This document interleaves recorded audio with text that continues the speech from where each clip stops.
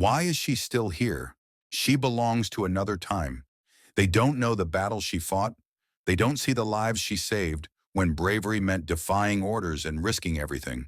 To them, Emma Carter is just another old nurse, until a man she once saved returns, bearing a lifetime of gratitude and a gift that will change her fate. Who is that man, really? Welcome to TNM Incredible Story. Let's uncover what really happened. The fluorescent lights of Mercy General Hospital buzzed faintly overhead as Emma Carter moved down the corridor, a worn clipboard clutched tightly in her hand. Her sneakers, faded from years of service, whispered against the linoleum floor. She kept her head down, focused on her tasks, checking vitals, updating charts, soothing anxious families. Around her, the newer, younger nurses bustled with the same energy she once had. But now, Emma felt invisible. As she bent over to adjust and for drip, she caught the sharp, careless whispers just behind her. Seriously, why is she even still here? She's like ancient. Half her skills are outdated. They should have replaced her years ago. No offense, but she's more of a liability. Emma's hands faltered for a split second. She kept her face neutral, her movements steady, as she finished tending to the patient. But inside, a familiar sting blossomed, sharp, cold, relentless. Not the first time. Probably not the last. Emma had seen the world change. She had patched up soldiers under fire, cradled broken bodies in the dust and chaos of faraway lands. Yet here, in this sterile hallway, she was reduced to a burden in the eyes of those who had never seen a battlefield. She returned to the break room, dropping onto the worn-out couch. Her reflection in the vending machine caught her eye, faint lines carved by sleepless nights, eyes dulled but still defiant. She touched the small silver pin still affixed to her badge. A tiny eagle clutching a shield, a quiet symbol of her past life as a military nurse. You served. You mattered, she reminded herself, the mantra worn thin but not broken. Still, a question gnawed at her. Did anyone even remember? Emma closed her eyes, blocking out the fluorescent hum, the thoughtless whispers, the suffocating sense of irrelevance. Tomorrow, she promised herself, tomorrow would just be another ordinary day. She had no idea how wrong she was. The dust was thick in the Afghan desert that day, a swirling storm of sand, smoke, and blood. Emma Carter, barely 30, crouched low in the crumbling remains of an outpost hospital tent, her hands slick with sweat and crimson. Gunfire echoed in the distance. The wounded moaned all around her, young soldiers calling out for mothers, lovers, for anything familiar. But Emma couldn't stop. Not yet. On the stretcher before her lay Private Jacob Lewis, barely out of boyhood, shrapnel lodged deep in his abdomen, his pulse a whisper under her gloved fingers. Above the chaos, the attending surgeon barked, "Triage him. We don't have the supplies for a full intervention." In military protocol, triage meant cold calculation. Assess, prioritize, move on. Jacob was deemed expectant, too far gone to justify the risk. But as Emma looked into the boy's terrified eyes, something inside her rebelled. He's still fighting. He's not done. I won't let him die, she whispered fiercely. Ignoring protocol and risking court-martial, she grabbed what little supplies remained and started working. An emergency thoracotomy. A gamble no field nurse was supposed to attempt alone. Every heartbeat was a battle. Every second, a defiance.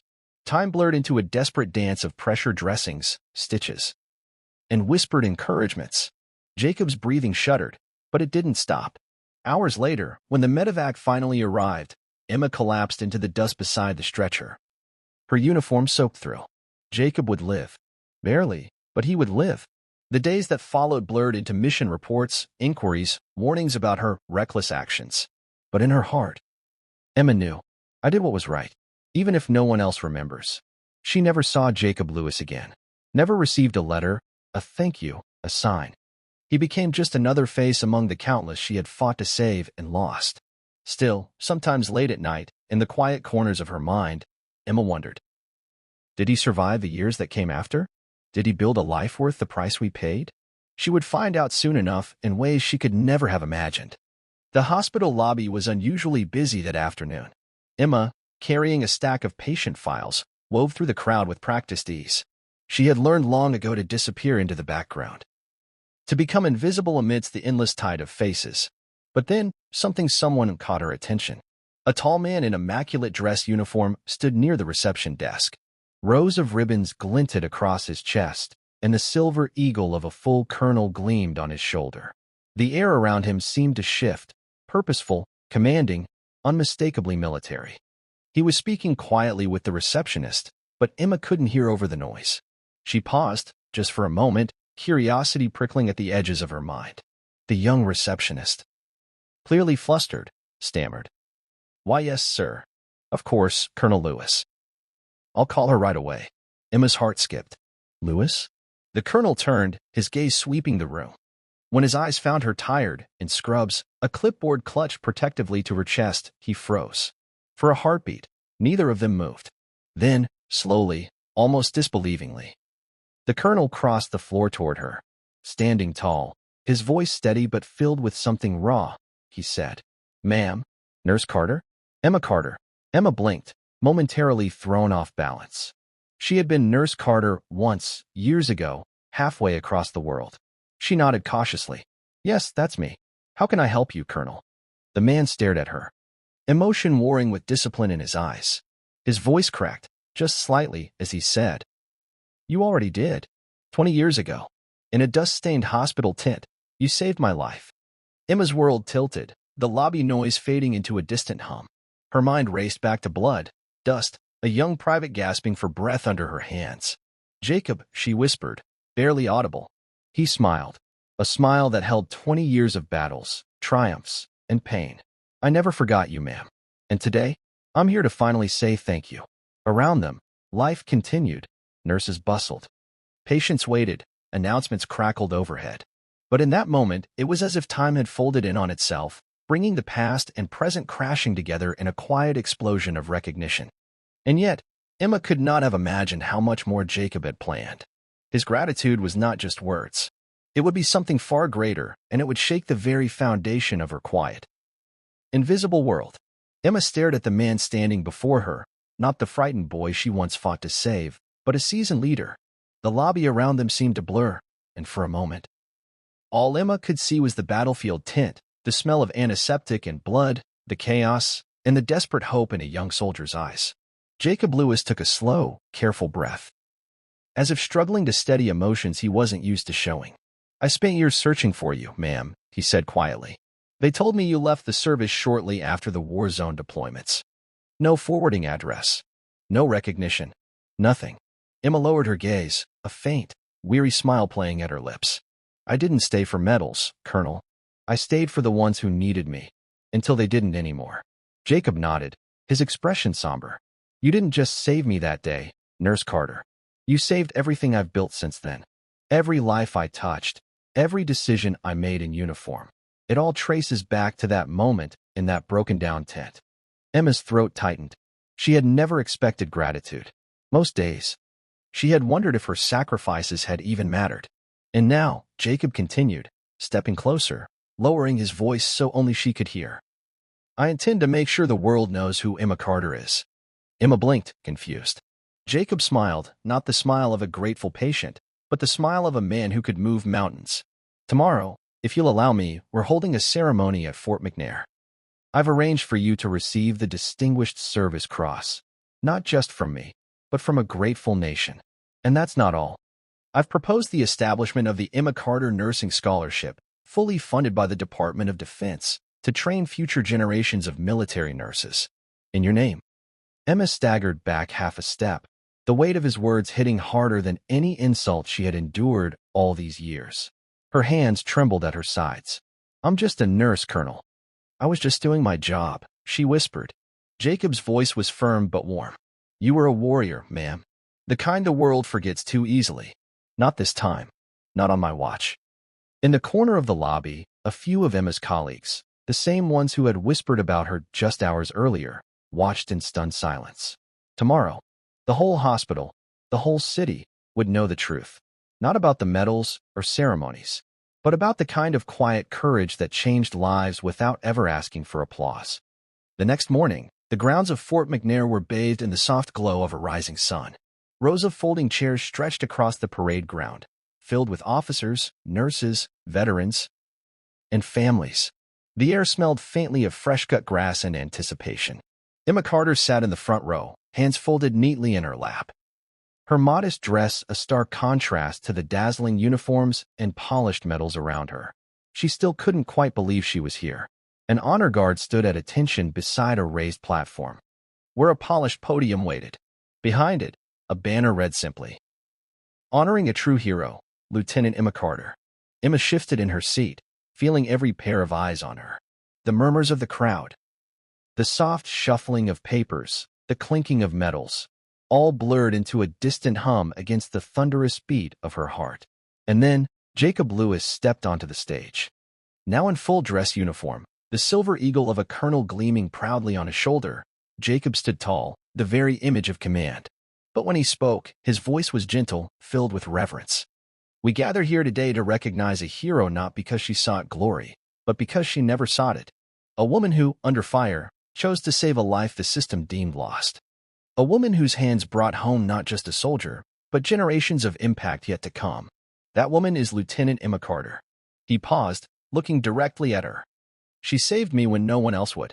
And because of her, I have lived to serve, to lead, to carry forward the values she fought for when no one was looking. Today, we honor her not just with medals, but with the legacy she deserves." He turned to the side, where a uniformed aide carried a velvet box onto the stage. Jacob opened it carefully, revealing the Distinguished Service Cross, second only to the Medal of Honor, shining against the dark lining. The crowd rose to their feet. A standing ovation thundered across the field. Emma's vision blurred with tears she could no longer hold back. Jacob called her forward. Her knees trembled, but she stood tall, just as she had all those years ago, in a dusty tent, when she refused to let death claim another life. As she reached the stage, Jacob stepped forward, lowered his head slightly in a gesture of deep respect, and pinned the medal over her heart. He whispered, just for her, "You stopped time that day, ma'am. You gave me a life. Today, I hope we gave you back a piece of yours." Emma's chest ached with gratitude, humility, and a deep, aching pride. When she turned to face the crowd, she saw something that stunned her. Her colleagues from the hospital, the ones who had once whispered behind her back, were standing among the others, clapping with tears in their eyes. Somewhere in the back row, a group of young nurses held up a hand-painted sign. "Thank you, Nurse Carter." Emma placed her hand over her heart, bowed her head slightly, and smiled. A smile that had been waiting, buried deep, for far too many years. She hadn't just been seen. She had been remembered. She had mattered. The ceremony at Fort McNair had ended, but its echoes followed Emma Carter back to Mercy General Hospital.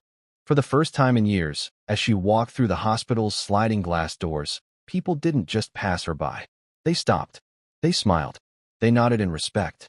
Whispers no longer carried disdain. They carried awe. "That's her. That's Nurse Carter, the one they honored yesterday. She saved lives out there, real lives." Emma kept her head high, her steps steady, but inside, a warmth she hadn't felt in decades bloomed. By midday, she received a formal email. "Please report to the director's office at 2 p.m. Urgent." Emma hesitated, heart quickening. She half expected another administrative reprimand. Old habits die hard.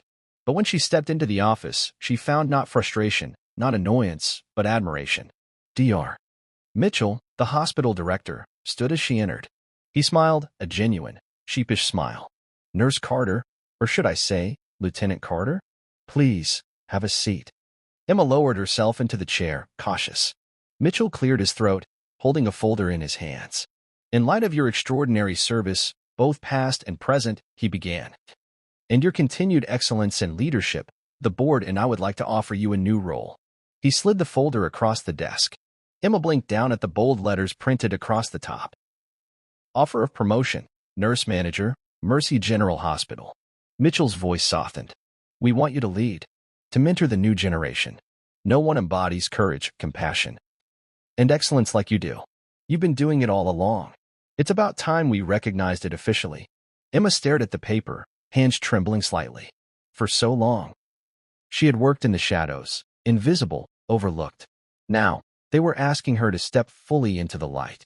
Her throat tightened, but she smiled, a smile lined with years of quiet perseverance. "I didn't become a nurse to climb ranks, Dr. Mitchell. she said gently. I did it to serve.